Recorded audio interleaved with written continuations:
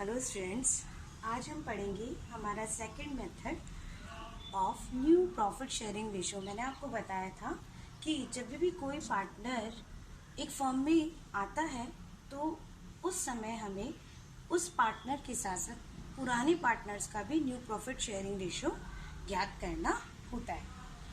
इसके मैंने आपको 6 मेथड बताए थे। फर्स्ट मेथड मैंने आपको बताया था।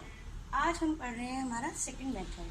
सेकंड मेथड है जब नया साझेदार पुराने साझेदार से समान अनुपात में हिस्सा प्राप्त करे।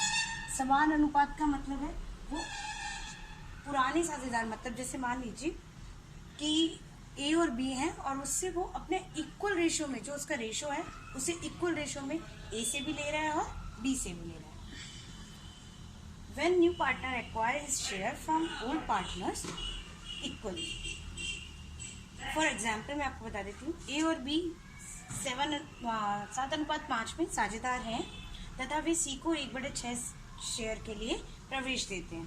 सी अपना हिस्सा बराबर ए व बी से प्राप्त करता है। इस सिचुएशन में जब हम सॉल्यूशन करेंगे तो सॉल्यूशन करने का तरीका होगा हमारा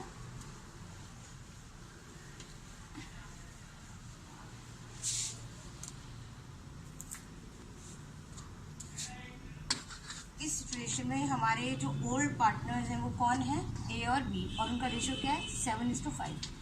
और सी आ रहा है हमारा न्यू पार्टनर और वो आ रहा है 1/6 शेयर के लिए। ठीक है। सी, अब ये बोला है कि जो सी है वो अपना share, C takes his share from A and B in equal ratio. It means वो कब ले रहा है 1:1 के रेशो में वो अपना शेयर एक्वायर कर रहा है ए और बी से। अब देखेंगे सॉल्यूशन करने का तरीका कि सी टेक्स फ्रॉम ए, कि सी कितना हिस्सा ए से लेता है। इसको ज्ञात करने के लिए हम क्या करेंगे, पहले सी शेयर इनटू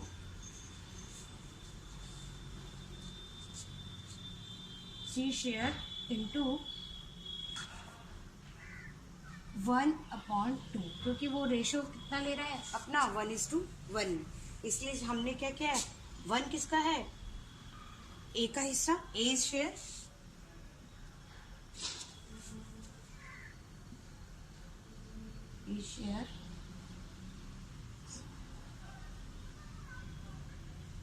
जो वो ले रहा है और टोटल ऑफ रेशो। तो यहाँ पे सी का शेयर कितना है 1/6 और ए ले कितना आ रहा है, सी ले कितना आ रहा है ए से 1, और दोनों का टोटल कितना है 2। तो ये होगा हमारा 1/12। ऐसे ही हम देखेंगे कि सी टेक्स फ्रॉम बी, कि बी से वो कितना ले, इसमें भी सेम यही होगा, C share B share which he takes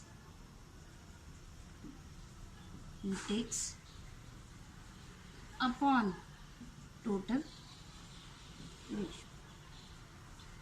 C share है 1/6 इंटू कितना ले रहे हैं, यहाँ पे भी वो 1 और दोनों का टोटल करेंगे तो हम क्या आएगा 2, तो कितना हो गया 1/12। तो ये इक्वल रेशो में ले रहे हैं। अब हम देखेंगे कि हमारे न्यू रेशो निकालना है तीनों साझेदारों का, और न्यू रेशो निकालने के लिए आपको बता देती हूँ मैं new ratio of all partners.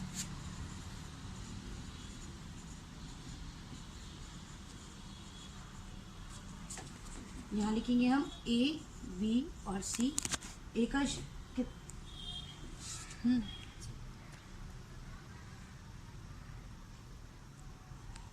इसको रेशो ऑफ ए हमें निकालना होगा। न्यू रेशो ए हम कैसे निकालेंगे, एज ओल्ड रेशो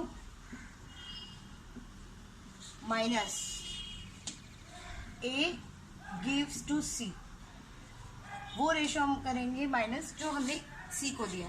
ए का ओल्ड रेशो कितना था 7/5 का रेशो था, तो इसलिए ए का ऑड रेशो क्या होगा 7/12, क्योंकि यहाँ हमने क्या लिया है टोटल रेशो, 7 ए का शेयर है, मतलब मैं आपको बता देती हूँ A share upon total ratio minus A to C, ये हमने निकाला है 1/12। ए का शेयर कितना है 7 और टोटल रेशो कितना है ए और बी को मिलाकर 12।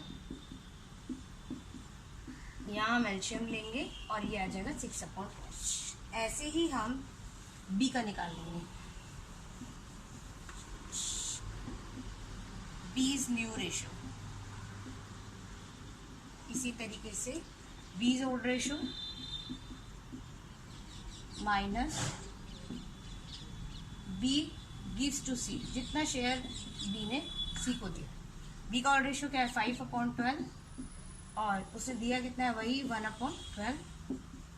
यहाँ हम एलसीएम लेंगे और 12 करेंगे 1 करेंगे 4/12। अब हम तीनों पार्टनर्स का न्यू रेशो रखेंगे, all partners new ratio. New ratio यहाँ पे है ए बी और सी। ए का रेशो है हमारे पास 6/12, बी का रेशो है 4/12 और सी का हमारा है 1/6, क्योंकि सी ने 1/6 के लिए आ रहा है। लेकिन अब देखेंगे कि डिनोमिनेटर सबके सेम होने चाहिए। डिनोमिनेटर का मतलब होता है नीचे वाली संख्या, ये सबकी सेम होनी चाहिए, तभी एलसीएम क्या होगा, तभी आपके क्या होगा ये रेशो इक्वल। 12 क्या आपको मैंने बताया था कि हमेशा रेशो क्या मानते हैं इक्वल, तो इसलिए हम डिनोमिनेटर सेम करेंगे और डिनोमिनेटर सेम करने के लिए हम क्या लेते हैं एलसीएम। एलसीएम आप लोगों को आता होगा लेना, और यहाँ पे 12 एलसीएम आया है क्योंकि 12 की टेबल में 12 भी आता है और 6 की टेबल में 12 आता है। तो अब हम देखेंगे यहाँ पे एलसीएम लेंगे, 12 का यहाँ पे डिवाइड करेंगे एलसीएम 4 और यहाँ पे डिवाइड करेंगे तो 2। अब देखिए ये रेशो एक आ जाएगा आपका कैसे, 6 + 4 + 2। अगर हम देखते हैं तो यहाँ पे इन तीनों को जोड़ने के बाद ये आएगा और 12/12 इसका मतलब 1। और यही मैंने आपको बताया था कि टोटल रेशो हमेशा क्या होता है 1। इस तरीके से हम ये क्वेश्चन सॉल्व करेंगे। नेक्स्ट मैं आपको थर्ड मेथड पढ़ाऊंगी। Third method